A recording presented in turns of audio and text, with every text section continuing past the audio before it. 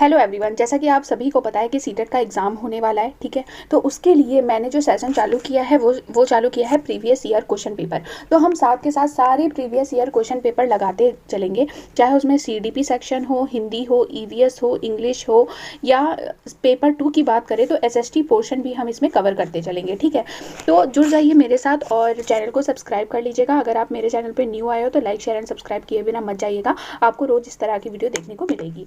तो चलिए सेशन को स्टार्ट करते हैं। और ये जो पेपर हुआ था ये अगस्त 2023 में हुआ था, ये वाला पेपर है। अगस्त 2023 में ये पेपर हुआ था। तो चलिए स्टार्ट करते हैं। पहला क्वेश्चन है डिस्ग्राफिया। डिस्ग्राफिया क्या है? ऑप्शंस हैं, एक भाषण विकार है जिसकी विशेषता हकलाना और उच्चारण में त्रुटियां करना है। एक गतियुक्त विकार है जिसकी विशेषता स्थूल पेशीय बाध्यता है। एक तंत्रिकीय विकार है जिसकी विशेषता अक्षरों और आकारों को बनाने में कठिनाई है। एक मनोवैज्ञानिक विकार है जिसकी विशेषता ध्यान का अभाव और आवेगशील व्यवहार है। तो डिस्ग्राफिया क्या है? तो देखिए, ये आप सभी ने पढ़ा होगा, अधिगम अक्षमता। ठीक है, और नहीं पढ़ा है तो मेरे चैनल पे आपको डिटेल वीडियो मिल जाएगी कि कितने प्रकार की अधिगम अक्षमताएं होती है और किस तरह से क्वेश्चन पूछे जाते हैं। तो डिस्ग्राफिया भी एक अधिगम अक्षमता का ही प्रकार है। ठीक है, तो डिस्ग्राफिया किससे रिलेटेड होता है? डिस्ग्राफिया ग्राफ आ रहा है ना, तो डिस्ग्राफिया जो है वो ग्राफ समझ लीजिए। ग्राफ को हम बनाते हैं ना, इस तरह से आप कनेक्ट कर सकते होगे। ठीक है, जिस तरह से हम ग्राफ को बनाते हैं तो डिस्ग्राफिया मतलब होता है ग्राफ बनाने में जब हमें प्रॉब्लम होती है तो वो डिस्ग्राफिया है। इस तरह से मतलब मैं एक ट्रिक बता रही हूँ आपको। ठीक है, तो डिस्ग्राफिया का मतलब होता है अक्षरों को बनाने में कठिनाई होना। ठीक है, यानी कि ऑप्शन नंबर 3 सही हो जाएगा। एक तंत्रिकीय विकार है जिसकी विशेषता अक्षरों और आकारों को बनाने में कठिनाई है। ठीक है,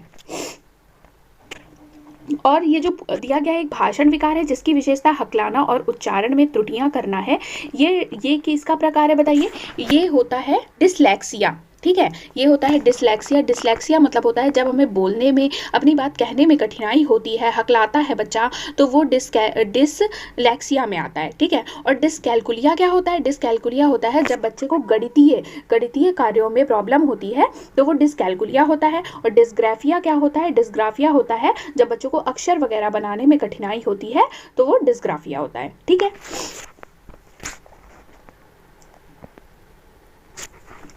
सेकंड क्वेश्चन है प्रतिभावान बच्चों को शिक्षित करने का उपागम जो उन्हें असामान्य रूप से तीव्र गति से पाठ्यचर्या के माध्यम से आगे बढ़ाता है क्या कहलाता है?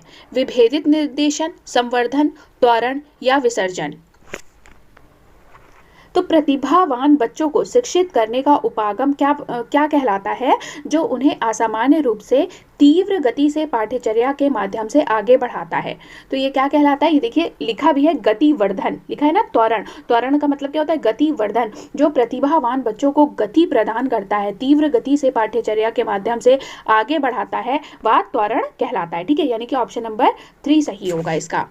थर्ड क्वेश्चन है शिक्षक जो समावेशी कक्षाओं की दिशा में काम कर रहे हैं उन्हें चाहिए कि पाठ्यचर्या में अनुकूलन करें, विविध दृष्टिकोणों को शामिल करें, अपने स्वयं के अंतर्निहित पूर्वाग्रहों की जांच करें या विविधता को एक बाधा के रूप में देखें। तो समावेशी कक्षा क्या होती है? सबसे पहले आपको ये बात पता होनी चाहिए।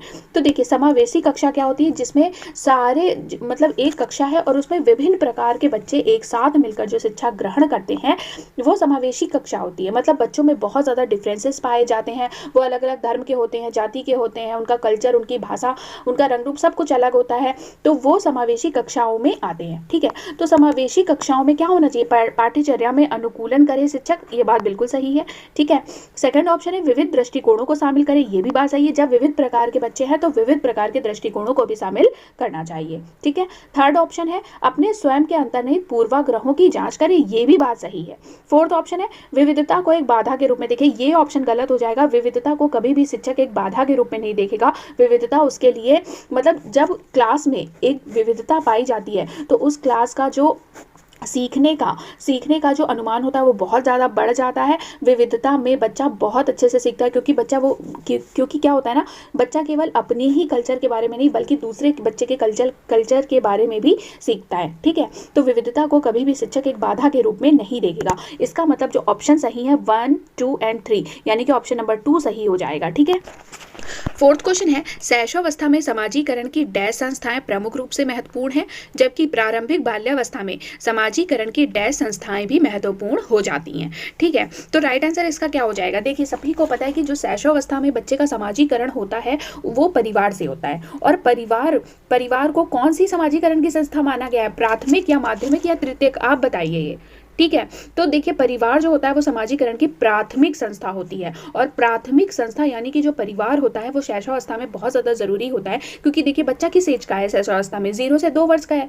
ठीक है, प्रारंभिक बाल्यावस्था कब से कब तक मानी जाती है? 2 से 6 वर्ष या 3 से 6 वर्ष जो होता है वो प्रारंभिक बाल्यावस्था की एज होती है। तो शैशवावस्था में जो समाजीकरण होता है बच्चे का वो परिवार में होता है। परिवार यानी कि परिवार क्या है? प्राथमिक संस्था है। तो जो पहले में जो ऑप्शन आएगा वो क्या आएगा? प्राथमिक आएगा। तो प्राथमिक किस में है? केवल ऑप्शन 2 में है, यहीं से सही हो जाएगा। ठीक है, दूसरा देखते हैं, जबकि प्रारंभिक बाल्यावस्था में समाजीकरण की डैश संस्थाएं भी महत्वपूर्ण हो जाती हैं, लेकिन जो प्रारंभिक बाल्यावस्था होता है इसमें बच्चा क्या करता है? स्कूल जाना प्रारंभ करता है, अपने आस पड़ोस में बच्चों से मिलने लगता है। तो ये जो आस पड़ोस होता है ये क्या होता है? ये माध्यमिक संस्थाएं होती हैं। तो जो प्रारंभिक बाल्यावस्था है उसमें समाजीकरण की माध्यमिक संस्थाएं भी महत्वपूर्ण हो जाती है, यानी कि ऑप्शन नंबर 2 सही हो जाएगा। लेव वाइगोत्स्की के अनुसार सामाजिक कारक भाषा विकास को प्रभावित करते हैं, परंतु संज्ञानात्मक विकास को नहीं। संज्ञानात्मक विकास भाषा विकास को सुगम बनाता है। थर्ड ऑप्शन है, भाषा विकास और संज्ञानात्मक विकास एक दूसरे से स्वतंत्र रूप से विकसित होते हैं। एंड फोर्थ है, भाषा विकास संज्ञानात्मक विकास को सुगम बनाता है। तो इसका राइट आंसर क्या हो जाएगा? देखिए, जहां भी भाषा विकास की बात होती है तो वो उससे कौन कनेक्ट है? उससे लेव वाइगोत्स्की कनेक्ट है, ये आप सभी को पता होगा। ठीक, और लेव वाइगोत्स्की ने क्या दिया था? सामाजिक विकास का सिद्धांत किसने दिया था? तो लेव वाइगोत्स्की ने दिया था। ठीक है, तो इनमें से जो राइट आंसर है क्या हो जाएगा? लेव वाइगोत्स्की के अनुसार जो भाषा विकास है वो संज्ञानात्मक विकास को सुगम बनाता है, यानी कि ऑप्शन नंबर 4 सही हो जाएगा।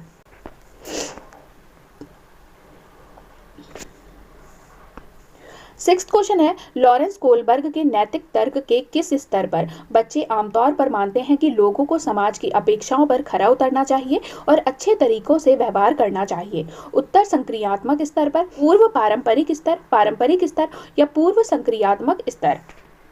तो जो लॉरेंस कोलबर्ग है उन्होंने नैतिक विकास का सिद्धांत दिया है। ठीक है, और उन्होंने इसमें 4 स्तर बताए हैं, जिसमें कौन कौन से हैं? उत्तर संक्रियात्मक स्तर, पूर्व पारंपरिक स्तर, एंड पारंपरिक स्तर और पूर्व संक्रियात्मक स्तर। ठीक है, तो इसमें से कौन सा स्तर है जिसमें जो बच्चे हैं वो आमतौर पर मानते हैं कि लोगों को समाज की अपेक्षाओं पर खरा उतरना चाहिए और अच्छे तरीकों से व्यवहार करना चाहिए? तो ये है पारंपरिक स्तर। ठीक है, यानी कि ऑप्शन नंबर 3 जो है वो सही हो जाएगा। 7वां क्वेश्चन है, कथन और तर्क पूछा गया है। ठीक है, कथन और कारण का है ये। शिक्षकों और साथियों जैसे अधिक जानकार अन्य लोगों के साथ बातचीत शिक्षार्थियों को उनकी समझ और कौशल विकसित करने में मदद करने के लिए आवश्यक समर्थन और मार्गदर्शन प्रदान कर सकती है। इसका कारण है, सामाजिक संपर्क सीखने और विकास का एक प्रमुख घटक है। तो इसका राइट आंसर क्या हो जाएगा? देखिए, सामाजिक संपर्क सीखने और विकास का एक प्रमुख घटक है, बिल्कुल सही बात है। ठीक है, और इसका कारण जो आर है उसकी ए सही व्याख्या कर रहा है कि नहीं ये देखेंगे। तो शिक्षकों और साथियों जैसे अधिक जानकार अन्य लोगों के साथ बातचीत शिक्षार्थियों को उनकी समझ और कौशल विकसित करने में मदद करने के लिए आवश्यक समर्थन और मार्गदर्शन प्रदान कर सकती है। यानी कि जो आर है वो भी सही है, ए है वो भी सही है, दोनों ही सही है, और जो आर है वो ए की सही व्याख्या करता है, यानी कि ऑप्शन नंबर 2 सही हो जाएगा। अधिगम के लिए आकलन का मुख्य लक्ष्य क्या है? ठीक है, उन विद्यार्थियों की पहचान करना जिन्हें धीमे सीखने वालों के रूप में वर्गीकृत किया जा सकता है, विद्यार्थी के प्रदर्शन का मूल्यांकन करना और ग्रेड देना, विद्यार्थियों की प्रतिपुष्टि प्रदान करना जिसका उपयोग उनके अधिगम में सुधार के लिए किया जा सकता है, विद्यार्थी के प्रदर्शन की तुलना एक मानक या तय पैमाने से करना। तो अधिगम के लिए आकलन का मुख्य लक्ष्य क्या होता है? तो देखिए, अधिगम के लिए आकलन का मुख्य लक्ष्य होता है विद्यार्थियों को प्रतिपुष्टि प्रदान करना जिसका उपयोग उनके अधिगम में सुधार के लिए किया जा सकता है। ठीक है, तो मतलब कि फीडबैक लेना बच्चों का। ठीक है, तो जो अधिगम के लिए आकलन होता है वो कब होता है? वो पढ़ाई के दौरान ही होता है, जब शिक्षक पढ़ा रहा होता है और वो साथ साथ में बच्चों से क्वेश्चन भी पूछता जाता है कि बच्चे को जो मैंने पढ़ाया वो समझ में आया कि नहीं, यानी कि वो क्या है, बच्चे से फीडबैक ले रहा है। तो ये क्या होता है? अधिगम के लिए आकलन होता है, और इसका लक्ष्य जो अधिगम के लिए आकलन है उसका मुख्य लक्ष्य होता है विद्यार्थियों को प्रतिपुष्टि प्रदान करना जिसका उपयोग उनके अधिगम में सुधार के लिए किया जा सकता है। ठीक है, किस आयु में बच्चे शब्दों के खेल में शामिल हो सकते हैं और ऐसे चुटकुलों और पहेलियों को पसंद कर सकते हैं जिनमें शब्दों का खेल शामिल हो? तो किस आयु में जो है बच्चे शब्दों के खेल में शामिल हो सकते हैं? 12 वर्ष में, 1 वर्ष में, 3 वर्ष में या 7 वर्ष में? तो देखिए, जो ऑप्शन 2 है 1 वर्ष में तो हो नहीं सकता, ये गलत हो जाएगा, यानी कि ऑप्शन 2 तो गलत है। ऑप्शन 3 जो है 3 वर्ष, वो भी गलत है। तो अब आपको 12 वर्ष और 7 वर्ष में से चूज करना है। तो देखिए 7 वर्ष जो है वो एक ऐसी एज होती है जिसमें बच्चे शब्दों के खेल में शामिल भी हो सकते हैं और ऐसे चुटकुलों और पहेलियों को पसंद कर सकते हैं जिनमें शब्दों का खेल शामिल हो, यानी कि ऑप्शन नंबर 4।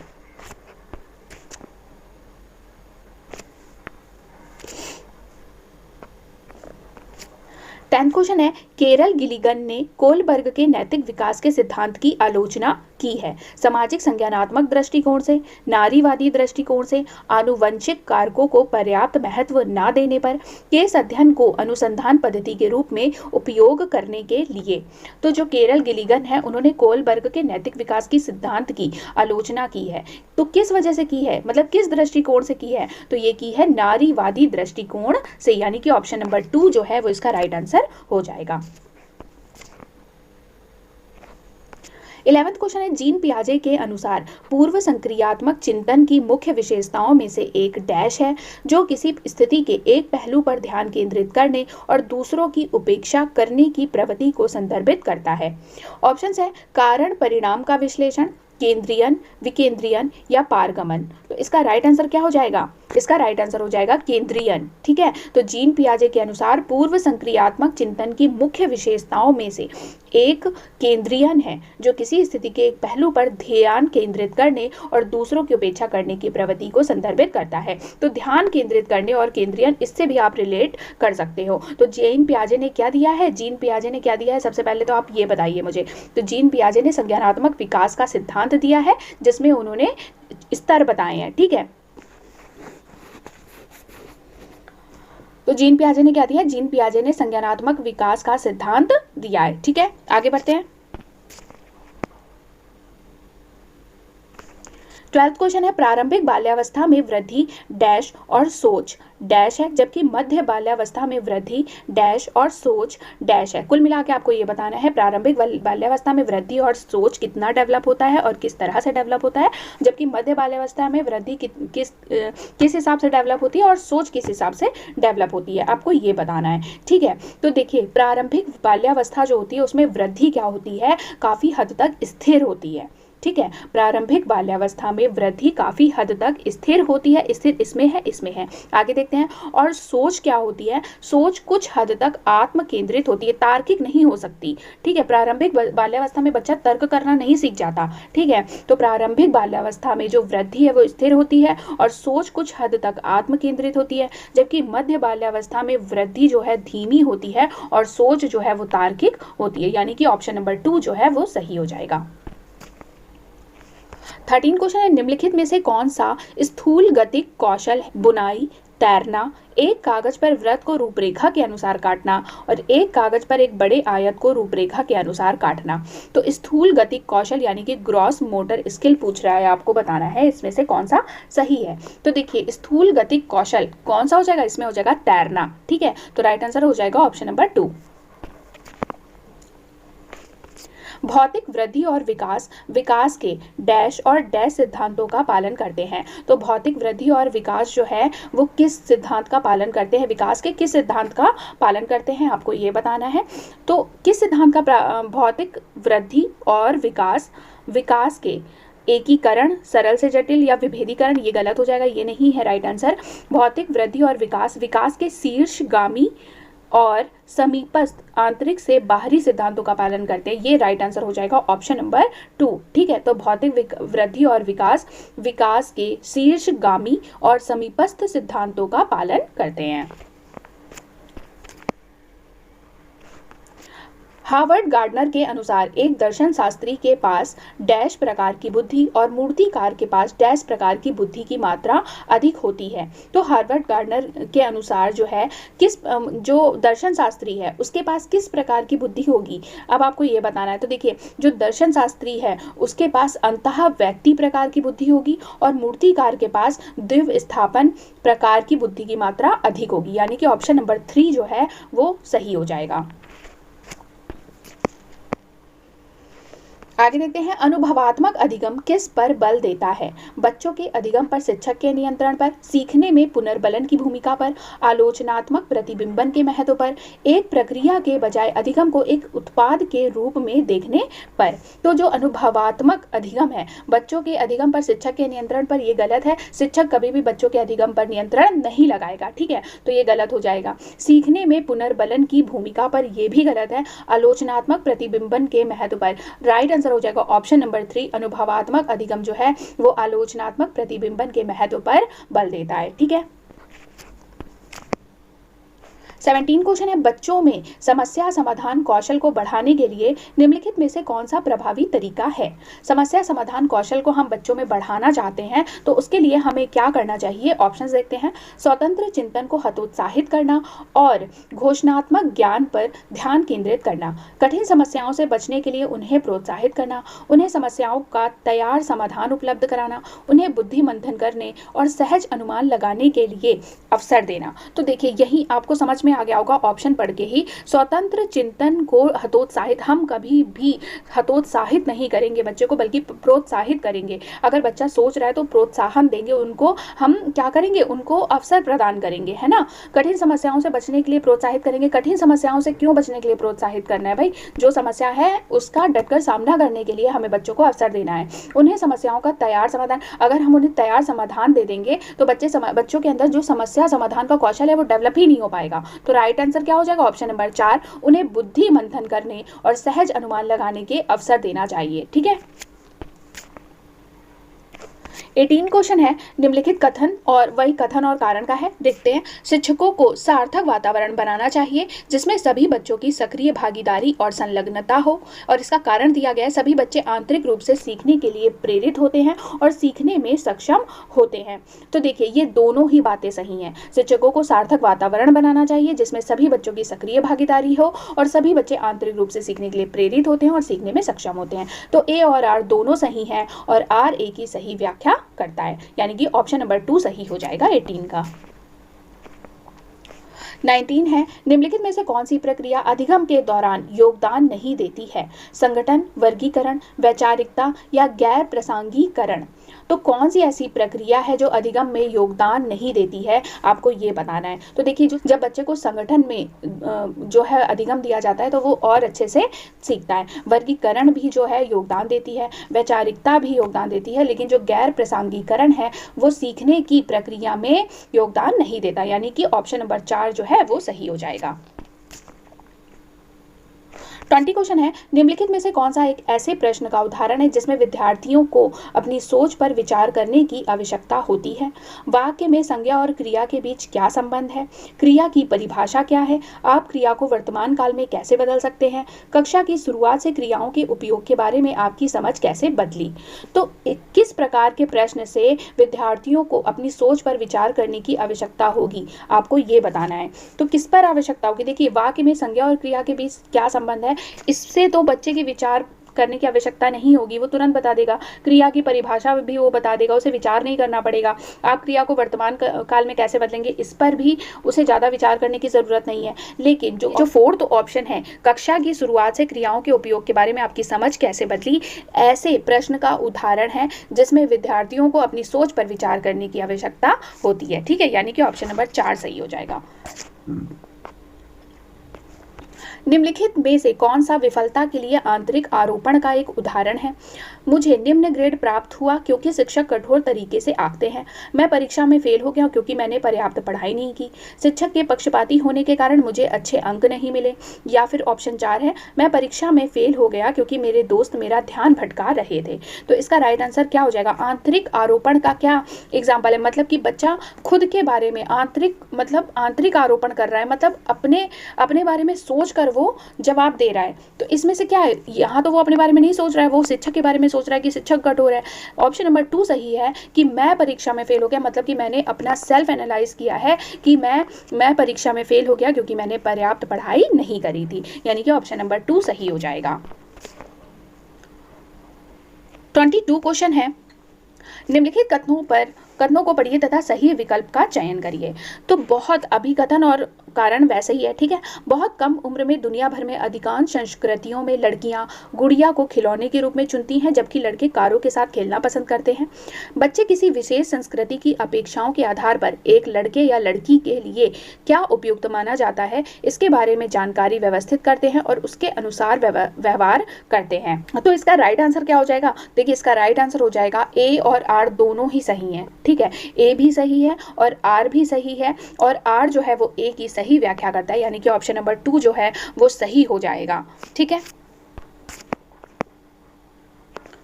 लेव वाइगोत्स्की के अनुसार डैश बच्चों के संकल्पनात्मक योग्यताओं के विकास में महत्वपूर्ण भूमिका निभाता है। मूर्त पुरस्कार, सहकर्मी सहयोग, सामाजिक अलगाव या मानकीकृत पाठ्यक्रम। तो इसका राइट आंसर क्या हो जाएगा? तो बच्चों के संकल्पनात्मक योग्यताओं के विकास में महत्वपूर्ण भूमिका जो देता है वो सहकर्मी सहयोग देता है, ठीक है। तो राइट आंसर हो जाएगा ऑप्शन नंबर 2।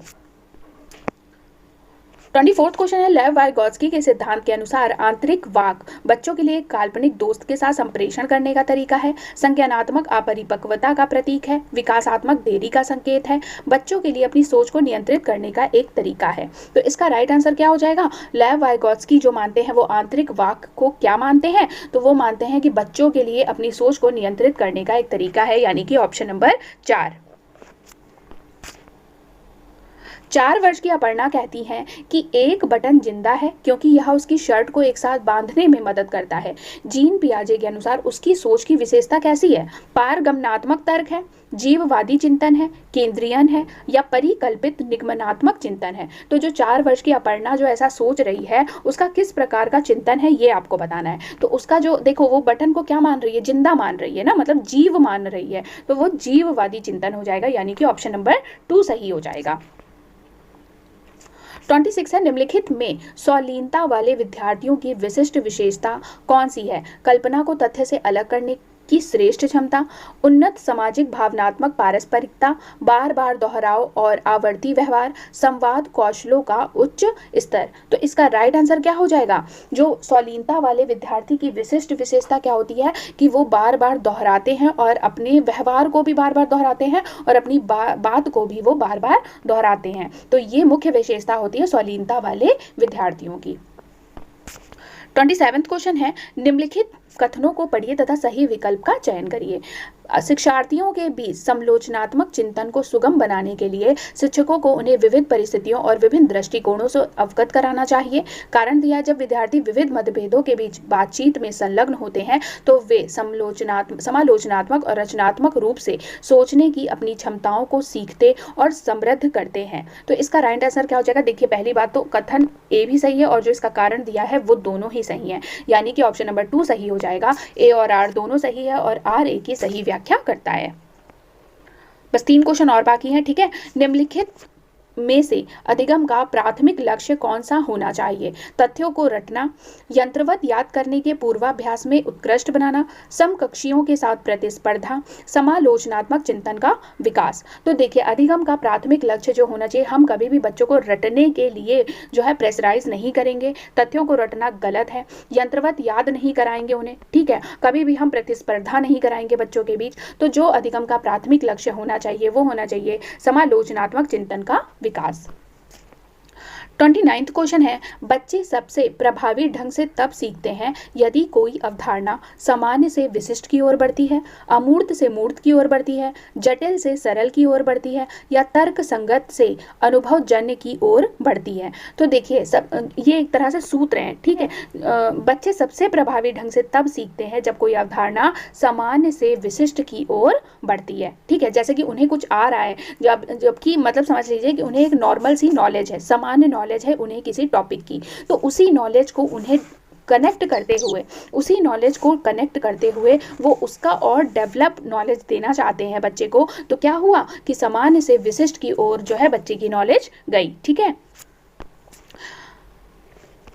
लास्ट क्वेश्चन है, विद्यार्थियों की सीखने की शैलियों में विविधता को महत्व दिया जाना चाहिए और मानव विविधता के प्रतिबिंब के रूप में देखा जाना चाहिए, कि उपेक्षा की जानी चाहिए और सीखने की शैलियों में एकरूपता लाने का प्रयास किया जाना चाहिए, को शिक्षण अधिगम प्रक्रिया के दौरान ध्यान में नहीं रखना चाहिए, को शिक्षण अधिगम प्रक्रिया में बाधा और अवरोध के रूप में देखना चाहिए। तो जो बच्चे की सीखने की शैलियों में जो विविधता होती है उन्हें कभी भी हम जो है बाधा और अवरोध के रूप में नहीं देखेंगे। ऐसा भी नहीं है कि हम उन पर ध्यान नहीं देंगे, उन पर ध्यान भी हमें देना है, ठीक है। और कभी भी हम उसकी उपेक्षा नहीं करेंगे और ना ही प्रयास करेंगे कि वो एकरूपता में आ जाएं। तो क्या है, जो विद्यार्थियों की सीखने की शैलियों में विविधता है उन्हें हमें महत्व देना चाहिए और मानव विविधता के प्रतिबिंब के रूप में देखा जाना चाहिए, ठीक है। तो ये है 30 क्वेश्चन सीडीपी के जो आपके अगस्त 2023 पेपर में आए थे, ठीक है। तो आपको समझ में आया होगा कि किस तरह से क्वेश्चन पूछे जाते हैं। कल मैं आप लोगों के साथ डिस्कस करूंगी अगस्त 2023 में ईवीएस में किस तरह से क्वेश्चन पूछे गए थे। अगर आप लोग चैनल पे न्यू हो तो लाइक शेयर एंड सब्सक्राइब जरूर कर दीजिएगा चैनल को। Thank you so much.